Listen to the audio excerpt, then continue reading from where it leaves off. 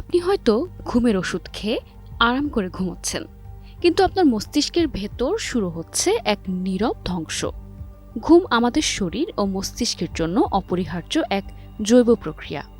নতুন গবেষণায় দেখা গেছে ঘুমের সময় মস্তিষ্ক নিজেকে পরিষ্কার করে, অর্থাৎ দিনের বেলা জমে থাকা বিষাক্ত বর্জ্য অপসারণ করে দেয়, যেগুলো অ্যালজাইমার্স বা ডিমনেশিয়ার মতো মরণ ব্যাধির কারণ হতে পারে।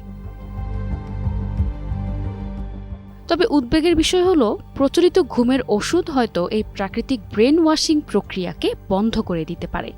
আপনি যতই গভীর ঘুমে থাকুন না কেন, মস্তিষ্কের ভেতরে জমে যাচ্ছে অ্যামলয়েড বিটা বা টাউ প্রোটিন, যা ধীরে ধীরে স্মৃতি, বুদ্ধিমত্তা ও সিদ্ধান্ত নেয়ার ক্ষমতা ধ্বংস করে দিতে পারে। এই গবেষণাগুলো ঘুমের ওষুধ নিয়ে আমাদের দৃষ্টিভঙ্গিতে বড় পরিবর্তনের ইঙ্গিত দিচ্ছে। এদিকে বিশেষজ্ঞদের মতে, ঘুমের ওষুধ একদিকে ঘুম এনে দেয় ঠিকই, কিন্তু মস্তিষ্ক তখন নিঃশব্দে বিষে ভরে উঠছে। নিয়মিত ঘুমের ওষুধ গ্রহণকারীদের মধ্যে ভবিষ্যতে স্নায়বিক রোগের ঝুঁকি বহুগুণ বেশি।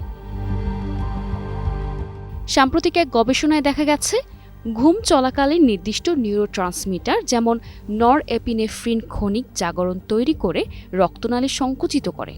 এরপর রক্তপ্রবাহ কমে গেলে সেরিব্রোস্পাইনাল ফ্লুইড প্রবাহ বাড়ে, যা মস্তিষ্ক পরিষ্কারে সহায়ক। আর গবেষকরা বলছেন, ঘুমের ওষুধ ব্যবহারে আরও সতর্ক হওয়া জরুরি। প্রয়োজনে চিকিৎসকের পরামর্শ নিয়ে ওষুধ গ্রহণের পরামর্শ দিয়েছেন তারা।